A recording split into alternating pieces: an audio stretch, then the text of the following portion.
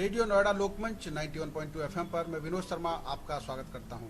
हमारा साप्ताहिक कार्यक्रम जन की बात। इस कार्यक्रम में हम ऐसे विशेषज्ञों को लाते हैं जो हमारे सेहत को लेकर चिंतित हैं और हमें सलाह भी देते हैं, साथ में हमें गाइड करते हैं। हमारे जीवन को मजबूत करने के लिए उनकी अहम भूमिका रहती है। आज हमारे साथ स्टूडियो में जुड़ रहे हैं जाने माने होम्योपैथिक चिकित्सक डॉक्टर CB झा जी, जो 1972 बैच के होम्योपैथी के सीनियर मोस्ट डॉक्टर हैं। और मैं चाहूँगा कि स्टूडियो में वो हमारे श्रोताओं को अपना परिचय भी दें और उसके बाद हम आगे की चर्चा करेंगे। डॉक्टर साहब का मैं अपने स्टूडियो में स्वागत करता हूँ। डॉक्टर साहब नमस्कार। धन्यवाद। मैं doctor CB Jha, central government की qualification DHMS first batch student हूँ, जो 72 में पास आउट किया जी। उसके बाद में उसी same college Bhalpur homeopathy medical college में प्रोफेसरशिप किया जी। बाद में ज्ञानी जैल सिंह की इच्छानुसार मुझे उन पैतृक स्थान फरीदकोट में हॉस्पिटल इंचार्ज बनाया गया और वहाँ पर मैंने जैन होम्योपैथिक हॉस्पिटल, जो इंडिया का पहला होम्योपैथिक हॉस्पिटल था जहाँ एक्सरे लेबोरेटरी वगैरह सारा इस्टेब्लिश किया गया था जी जी। उसके बावजूद मैं आर्मी में पहला ऑथराइज डॉक्टर हुआ। 10 और कमांड भटिंडा आर्मी ने मुझे ऑथराइज किया और मुझे आर्मी में ही चैम्बर दिया गया, वहाँ एक पेशेंट को ट्रीट करने के लिए जी। हालात के अनुसार मुझे पंजाब से यहाँ आना पड़ा, लेकिन पंजाब ने जो हमें देन दिया वो सोराइसिस बीमारी जो आते हैं ट्रीट नहीं होती है, उसके लिए मुझे रिसर्च करने का स्थान उपलब्ध हुआ और आज जो है विदेश, देश विदेश हर जगह से सोराइसिस के पेशेंट का मैं इलाज कर रहा हूँ। डॉक्टर साहब, आपने जो बड़ी महत्वपूर्ण बात बताई है सोराइसिस, ये क्या प्रॉब्लम होती है, हमारे श्रोताओं को बताइए कि किस तरीके से ये पहचान में आए लोगों को अगर कि उनको ये प्रॉब्लम है। ये सोराइसिस पंजाब में जो है, स्पेशली पश्चिमी पंजाब जो है, फिरोजपुर, गंगानगर, फरीदकोट, उस जहाँ पर भी नरमा होती है, नरमा के बीज से सोराइसिस इन्फेक्शन ज्यादा होती थी। उससे होल बॉडी सोराइसिस, ये मिनिस्टर थे पंजाब गवर्नमेंट में जसविंदर सिंह बराड़ जी, जिसका मैंने टीच किया था, वहाँ होल बॉडी से पस डिस्चार्ज होता था। अच्छा। उसको होम्योपैथिक पर इतना विश्वास हुआ और हमें उन्होंने मौका दिया और हम सफल हो गए और वो सोराइसिस ठीक हुआ। सोराइसिस होता क्यों है जी, क्वेश्चन ये है जी। सोराइसिस जो आम आदमी जानता है, उस डैंड्रफ हर औरत और मर्द और बच्चों में पाया जाता है जी। और वही डैंड्रफ जब नाखून के दरिया इन्फेक्टेड और ये सारी बॉडी में फैलने लगता है तो लोग उसको इम्पोर्टेंट नहीं देते हैं और उसको फैलने के लिए छूट दे देते हैं। अगर डैंड्रफ की ट्रीटमेंट शुरू में कर दिया जाए तो सोराइसिस बीमारी नहीं है। सोराइसिस इतनी भयंकर स्किन डिजीज में सोराइसिस से बड़ी कोई बीमारी नहीं है, क्यों ये बॉडी किसी भी पार्ट में हो सकती है और ड्राई भी हो सकती है और डिस्चार्ज भी हो सकता है। ऐसे सब हमारे पास केस हैं। अभी ये इंग्लैंड का केस आया था जिस डॉक्टर ने दोनों पैर को रिमूव करने का एडवाइस दे दिया था और पब्लिक और पेशेंट इससे वो मैं 100% सिक्योर हो गया और आज वो दौड़ लगा रहे हैं और बिल्कुल ठीक हैं। वो at present Lajpat Nagar hotel में इलाज करा रहे हैं। डॉक्टर साहब, मैं ये जानना चाहता हूँ कि बरसात का मौसम है इस समय और बरसात के मौसम में स्किन रोग यानी त्वचा रोग ज़्यादा बढ़ जाते हैं, तो लोग एहतियात क्या रखें कि ताकि वो त्वचा रोग से बच सकें और अगर उनको हो जाता है तो उसका इलाज किस तरह किया जाए? ऐसा है कि हमारे स्किन के लिए और हेयर के लिए तेल महत्वपूर्ण है, लेकिन मैक्सिमम आदमी तेल को अवॉइड करते हैं, ना सिर में लगाते हैं ना शरीर में लगाते हैं। जी जी। बरसात के मौसम में अगर सरसों तेल का उपयोग किया जाए तो उससे डैंड्रफ और स्किन में जो इचिंग होती है, इरप्शन होता है, उससे बचाव हो सकता है। उसके बावजूद अगर थोड़ी बहुत भी कहीं किसी को लगता है तो अपने चिकित्सक से जरूर दिखाना चाहिए। कहीं सोराइसिस का केस तो नहीं बन रहा है। जो सोराइसिस शुरू में नहीं होता है, शुरू में माइनर स्पॉट होता है जहाँ इचिंग होती है, दाने निकलते हैं, एविजिस एरिस होते हैं। उसके बाद ये फैल जाता है और फैल के ऐसा हो जाता है होल बॉडी डिस्चार्ज करता है और स्मेल भी देता है। ऐसे सब बहुत केस हैं। अगर समय मिलेगा तो मैं आप लोगों को और भी साझा करूंगा, फोटो के साथ करूंगा, जो विदेश से भी फोटो आ रहे हैं। जी। तो इसलिए मैं जनता को इस चैनल के माध्यम से, इस दूरदर्शन के माध्यम से सावधान करना चाहता हूँ। मैक्सिमम तेल का उपयोग जरूर करें। अगर सरसों तेल नहीं हो तो नारियल तेल हो, नारियल तेल नहीं हो तो ऑलिव ऑयल हो। ये तेल ही सबसे बड़ा और सबसे महत्वपूर्ण एंटीडोट है सोराइसिस के।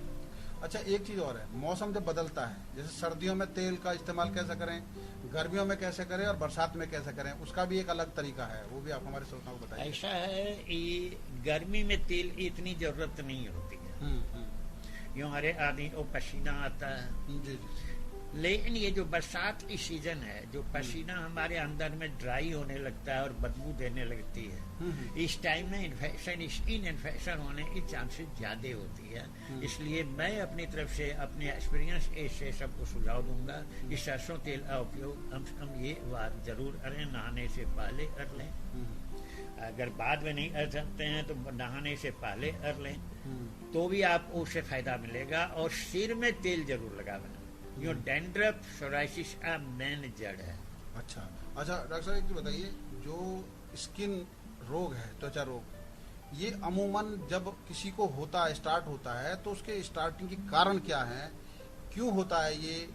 कोई खाने में ऐसी चीज होती है या कोई ऐसा आदमी एहतियात बरता कि ये चीजें ना खाए तो शायद स्किन रोग नहीं होगा, और अगर हो जाता है तो फिर उसके समाधान के लिए दवा का कोई अगर बताएंगे तो आप आसान रहेगा लोगों। स्किन डिजीज डिफरेंट टाइप के होते हैं जी।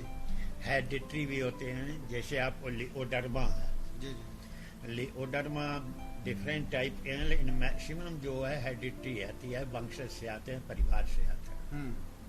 सफेद दाग। उसके बाद जो चीज आप देखते हैं, चाहे सोराइसिस हो, एविज हो, या ये भी चीजें हैं, वो बहुत बार मेडिसिन से भी इन्फेक्शन, इंटरनल रिएक्शन होता है। वो रिएक्शन होने पर बॉडी में रैशेस होते हैं। पहले रैशेस पर गलत सब मालम लगा लिया, वो ऑइंटमेंट अप्लाई कर लिया जाता है, जिससे बीमारी फैलती है। साथ में खाने से नहीं होता है, एक्सटर्नल अप्लाई से ज्यादा होता है। जब आप अप्लाई करते हैं या कोई मेडिकेटेड चीज ऐसा लेते हैं जो बॉडी आपका एक्सेप्ट नहीं करता है, तब ये बीमारी फैलती है। फिर इसको मैं इसी पैथी अगेंस्ट नहीं कर रहा हूँ, लेकिन इसको सबसाइड करने की प्रयास ज्यादा किया जाता है, ना इसको ट्रीट किया जाता है। जिसका सबसे बड़ा दोष ये है कि वो अंदर से बीमारी फैलती जाती है, ऊपर से ड्राई हो जाता है और अंदर अंदर वो अपना प्रकोप फैलते जाता है। अच्छा, एक और चीज मैंने देखी है, बहुत सारे लोगों को स्किन एलर्जी होती है और उसमें डॉक्टर्स कहते हैं आप धूप से बच के रहिए, ज्यादा धूप में घूमेंगे तो स्किन एलर्जी बरकरार रहेगी। तो बहुत सारे लोगों को डॉक्टर कहते हैं कि अब ये ठीक नहीं होगी, तो ऐसी मरीजों के लिए आप क्या सलाह देंगे? देखिए, डॉक्टर अपनी गलतियों को, अपनी त्रुटियों को छिपाने के लिए बहाने बहुत बनाते हैं। मैं आपको अपनी साझा करूंगा। मैं जब छोटा बच्चा था तो मुझे इस एविज हो गया था। और होम्योपैथ दवाई लेने जाता था तो वो डिफरेंट टाइप की प्याज, लहसुन, अल्बल्ब हमें एडवाइस देते थे, और पिताजी के डर से जैसे वो बताते थे वैसे चलना पड़ता था।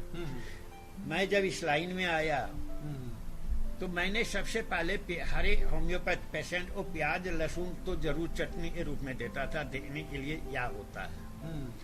अगर उसका सचमुच में कोई रिएक्शन होगा तो मेरा एक भी पेशेंट ठीक नहीं होगा। पंजाब में जहाँ पर मैंने सोराइसिस का रिसर्च किया, वहाँ भी मैंने कंपल्सरी कर दिया था, और 52 साल में ये भी पेशेंट ऐसा नहीं होगा जो कि मैंने किसी भी पेशेंट को किसी भी बीमारी को परहेज बताया। यो मैं ये बात पर विश्वास करता हूँ, परहेज जो है कुछ तो एसेंशियल है। जैसे लूज मोशन हो रहा है, डायरिया है, तो उसमें दूध पीने के लिए रोक लेते हैं, वो ये 2 दिन की बात होती है। लेकिन जिसका ट्रीटमेंट साल भर 6 महीना चलेगा, जो ऐसी डिजीज है उसको वो परहेज एक्चुअल में नहीं करता है, वो डॉक्टर वो झूठ आगे बोलता है और डॉक्टर उस पर कोई बहाना बना देता है जी आपने तो ये ले लिया था इसलिए ये ठीक नहीं हुआ, और अपनी नॉलेज की कमी को छिपाने के लिए वो अतः इम्पॉसिबल, अब आपका ठीक नहीं होगा। ये इम्पॉसिबल वर्ड डॉक्टर को नहीं बोलना चाहिए मेरे विचार से। और परहेज जो एसेंशियल है और शॉर्ट टाइमर है, परहेज उतना ही होना चाहिए जो शॉर्ट टाइमर हो। अब जो 6 महीना इलाज चलाएगा उसको कहते हैं ये नहीं लेना है, प्रैक्टिकल हो नहीं सकता है, तो मैं इस पर विश्वास नहीं। अच्छा डॉक्टर साहब, आखिरी सवाल है कि होम्योपैथी चिकित्सा को किन किन क्षेत्रों में विशेषज्ञ माना जाता है कि इन क्षेत्रों में होम्योपैथी का कोई तोड़ नहीं है? ऐसा है, सबसे ज्यादा इन डिजीज पर वो एलोपैथ वाले भी रेफर करते हैं। मेरे पास बहुत हॉस्टल से इवन एम्स से भी अनऑफिशियली आ रहे हैं, और ये इंग्लैंड वाला एस भी थ्रू एम्स भी आया है, और अभी भी सिंगापुर का जो एस आया है वो हॉस्टल से ही रेफर आया है।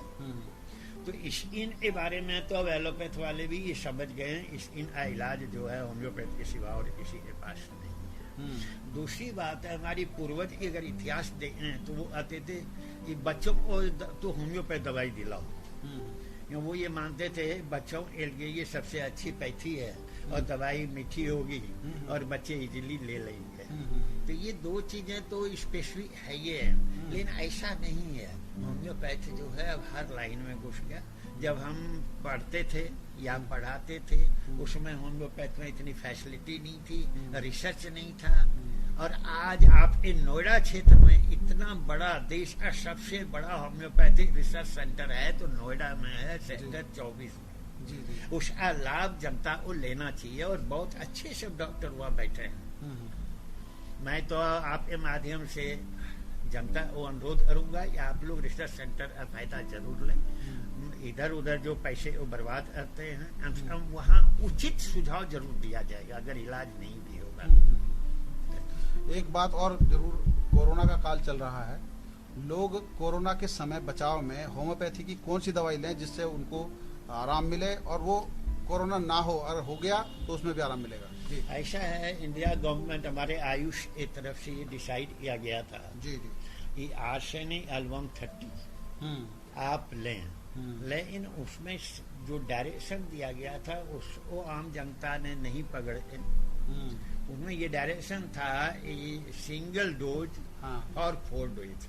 अच्छा। लेकिन मैं वो दुकान में बैठा था तो एक वाइफ हस्बैंड आए और बोला जी आर्सेनिक एल्बम दे दो। बोला इतना जी, बोला जो है दे दो, 5-10 बोतल दे दो। तो जब उन्होंने इंदिरापुरम की बात है तो मैंने उसको बुलाया, मैं बोला जी इतना दवा आप क्या करेंगे? 4 बोतल लिया। मैं बोला इतनी दवा आप क्या करेंगे? बोला जी बहुत बड़ा परिवार है। मैं बोला जितनी दवा आप ले रहे हैं इसमें पूरा इंदिरापुरम, वैशाली, ओशाम्बी सबको देने के बाद भी बच जाएगा। तो होम्योपैथ दवाई, ये एक चीज आप होम्योपैथ दवा एलोपैथ से ज्यादा हार्मफुल है। अच्छा। आम तौर पर होम्योपैथ डॉक्टर कहते हैं और आम जनता को भी यही, अरे होम्योपैथ ले लो, नहीं फायदा होगा तो हानि नहीं होगा। होम्योपैथ में ऐसी दवाई है, ये आर्सेनिक आयोड पॉइजन है, और आर्सेनिक आयोड अगर सीएम पावर आज किसी को दे दिया जाए गलत रूप से तो 6 महीने बाद उसको सफेद दाग राइज कर जाएगा, इतना हार्मफुल है। अच्छा। इसलिए होम्योपैथ दवाई लेने से पहले आम जनता को उसी क्वालिफिकेशन देना चाहिए और डॉक्टर से प्रिस्क्रिप्शन जरूर लेना चाहिए कि उसने क्या दवाई दिया है, क्योंकि जब तक प्रिस्क्रिप्शन नहीं रहेगा तो दूसरे डॉक्टर पास जाएंगे तो वो क्या रहेगा। क्योंकि एलोपैथ में एंटीडोट लिमिट है, जैसे एविल दे देते हैं तो कहते हैं जी एविल ले लो, ये ले लो तो एंटीडोट होगा। होम्योपैथ में हर दवाई ही एंटीडोट है। डॉक्टर साहब, आपने रेडियो नोएडा लोक मंच 91.2 FM से बात की, और जन की बात कार्यक्रम में होम्योपैथी से जुड़े हुए आपने विभिन्न विधाओं पर अपने विचार व्यक्त किए। हमारे श्रोताओं को उम्मीद है कि उसका लाभ मिलेगा। आपके साथ हम ऐसे डॉक्टर्स को और जोड़ते रहेंगे। सुनते रहिए रेडियो नोएडा लोक मंच 91.2 FM, आपकी अपनी